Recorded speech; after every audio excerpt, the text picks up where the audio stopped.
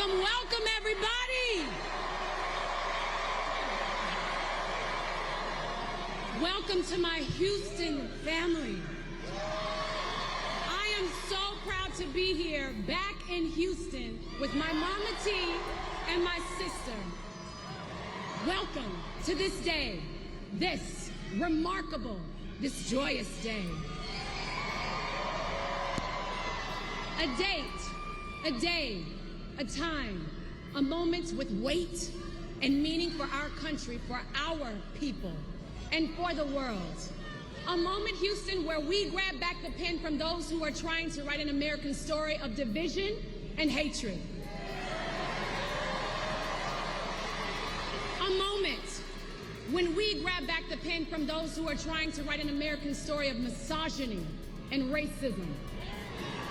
We are grabbing back the pen from those who are trying to write an American story that would deny the right for women to make our own decisions about our bodies. Houston, we are grabbing back the pen.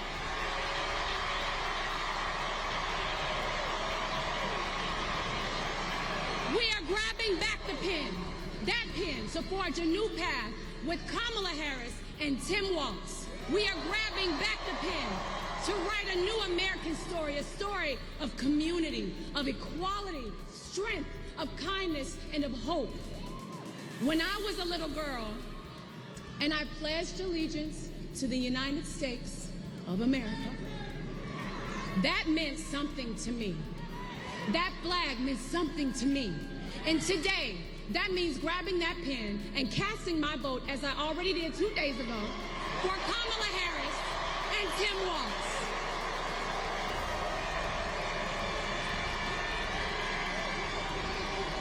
Now, Houston, you've already had a hand in creating destiny.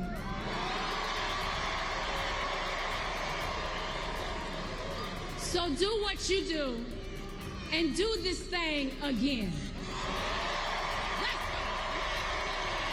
Hello, Georgia. Hello, hello, hello. I got to tell you, I've been a resident here for a little more than 30 years, so I know a few things about Georgia. What I want to share with you today is that this is where I found the American dream for myself. And lately I found myself having my feet in two different worlds. One where I'm talking to very wealthy people at their table, and then I come to work and I'm talking to people who work for me about everyday problems and everyday issues. So it puts me in a very, very peculiar spot to be able to talk to you. And I'm grateful for that, having my feet in both those worlds, because I still remember what it was like to stand at the Winn-Dixie on Beaufort Highway and have $20 and try to figure out, how do I make this meal work for the week? I know what it's like to have my landlord knocking at the door and I'm in the bed hiding because I don't want him to knock on the door because I know he has an eviction notice. I know what it's like to be homeless here in Georgia. I know what it's like to have to scrape up enough money to get to stay at a pay-by-the-week hotel off of Beaufort Highway. I know what it's like. I know what it's like to sleep in my car wrapped in my grandmother's quilt because I had no place to go. I know what it's like to come from work and walk outside and realize that my car has been repossessed. So make no mistake, I know and I remember how hard it is, and I remember the struggle, and I also know, hear me, how expensive it is to be poor. But I also believed in an American dream. And when I was coming here to Georgia, I was looking for inspiration, and there was this show called Lifestyles of the Rich and Famous. And there was a man on there that I really admired, I looked up to. He had a helicopter, and his name was on hotels all over the place. He was, hold on just a second, let me get through this so you hear what I'm saying. Young black men admired him because his name was in rap lyrics. So when I first started making a little money, the first thing I did was checked into the Trump Hotel because I wanted to feel that specialness. But then I started to do my research. Research is important. Truth is important. Facts are important. I found out about a discrimination lawsuit against he and his father because they didn't want people like me in their building. I found out about him taking a full-page ad out on young black men in the New York Times. I found out about the birther lie. We all heard it, saying that Barack Obama was not born in this country. There are undertones there and there are echoes there that we all had to pay attention to. So I watched him when he won the presidency. I watched him say that there were good people on both sides when neo-Nazis were screaming, "Jews will not replace us." I watched him from the Central Park 5 to Project 2025. And what I realized is that in this Donald Trump America, there is no dream that looks like me. We want a president who believes that this American dream is for everyone. And that president is Kamala Harris.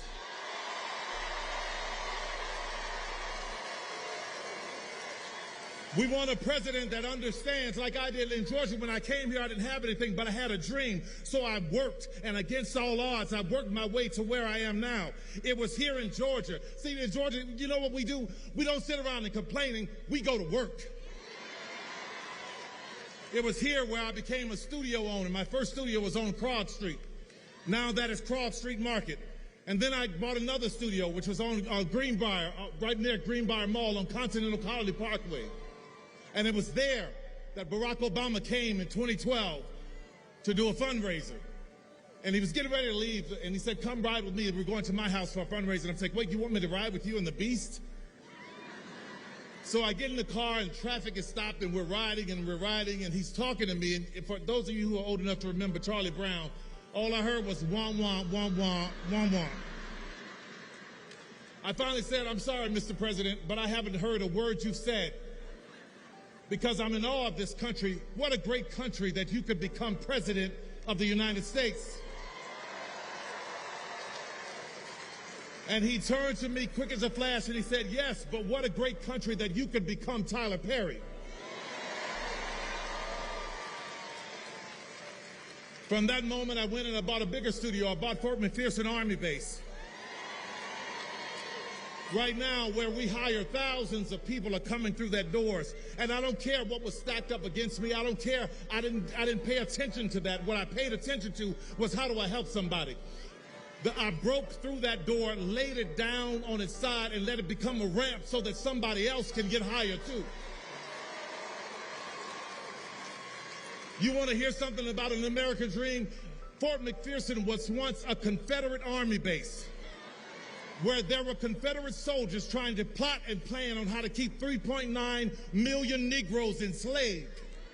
Now that land is owned by me.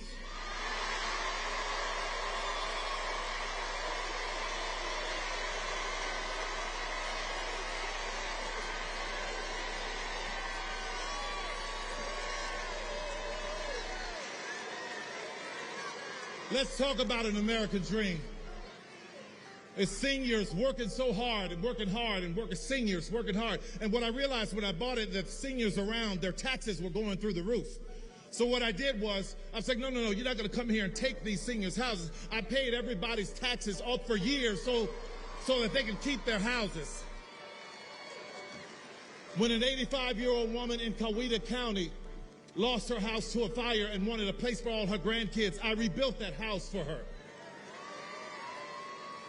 Most recently, I saw in AJC a story where there was a woman who hired this contractor and he gutted her house and left her there with nothing. She was living in a house with no plumbing and no walls for years. I rebuilt that house for her. Why am I telling you this? I'm not telling you this to be bragging. What I'm telling you about it is, what I want you to understand is I have compassion for our seniors. So when a candidate says that we have lowered the cost of insulin to $35 for seniors, that candidate has my vote. I put many kids through college, and recently there was a woman who was murdered by her husband, and she had 3 kids that were college age. I put all those kids through college. So when I hear a candidate say, we are going to do what we can to reduce student loan debt, that is a candidate that I can stand with. I stand with a candidate who has an American dream for everyone. She stands with us. And she has an American dream for our children. And let me tell you something about the children. I don't know if you remember, but her DNC speech was great, right? But there's a moment that you may have missed. When the cameras were rolling and she was walking around and the balloons are falling and confetti's falling, I'm watching her smile and wave. Her family comes out. But there are two little girls on the stage. And I see her constantly making sure they're okay, not getting too close to the edge. That's what you want. See, the little things will tell you about the heart of a person.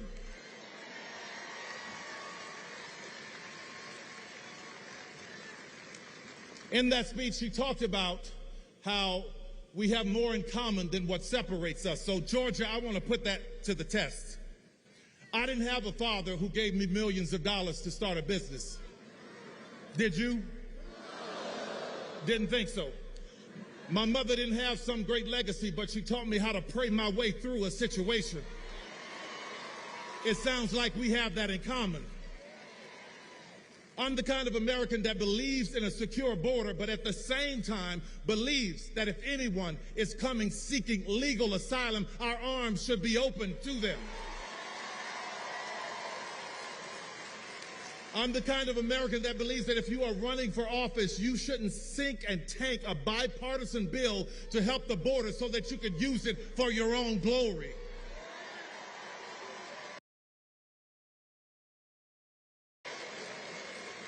If you are like me, I worked my ass off to buy my first house and build my business and take care of my family. That is the American dream. I believe if you work that hard and you put into Social Security, when you get to a certain age, that you put in should be there waiting for you because it's yours. I believe that we all should have affordable health care and not be replaced with the concept of a plan. What the hell?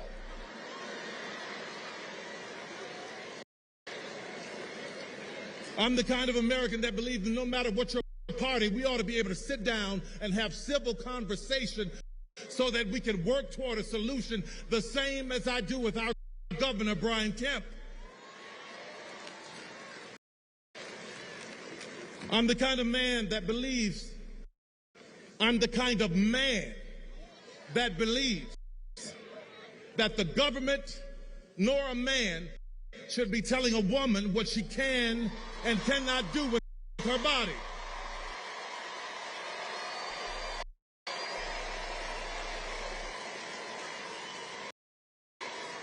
I'm the kind of American who believes that poll workers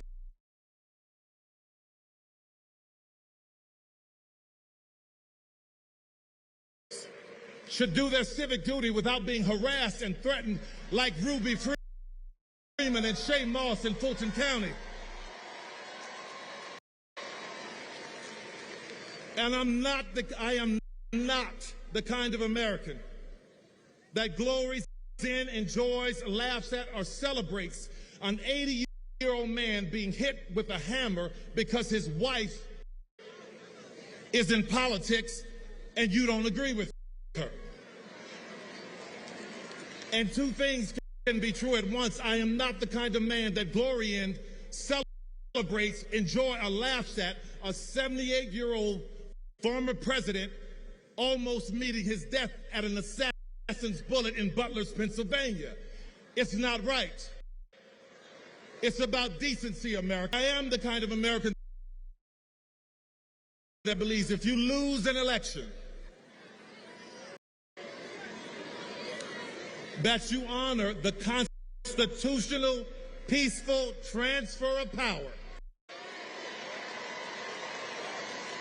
And judging by your reaction, I believe Kamala is right. We have more in common than what separates us. As I'm closing here, I just want to talk about that quilt that I used to wrap up in my grandmother's car, that quilt that my grandmother gave me. That quilt was a tapestry, a beautiful pieces, but I completely ignored it. I didn't think it was worth anything because she had made it from all of these stitches and gave it to me as a gift. And I was walking past this antique store years later, and I saw one in the window, and I go, wow, that's a beautiful quilt. It reminds me of my grandmother. So I walk in, I talk to the lady. She started explaining to me that each patch in that quilt was worth this and meant this because of the woman who made it. So when I think about America, I think about my grandmother's quilt. We are all shapes, sizes, and colors, but we are one.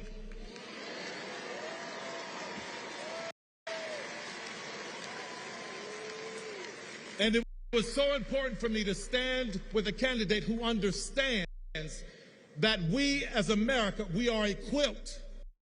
And I could never stand with a candidate who wants America to be a sheet.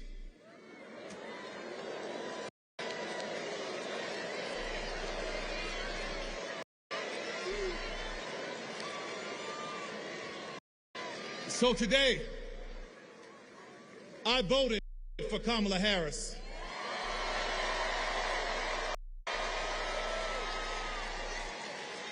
And Georgia, it was only about 11,400 votes that separated Trump and Biden. So every vote counts.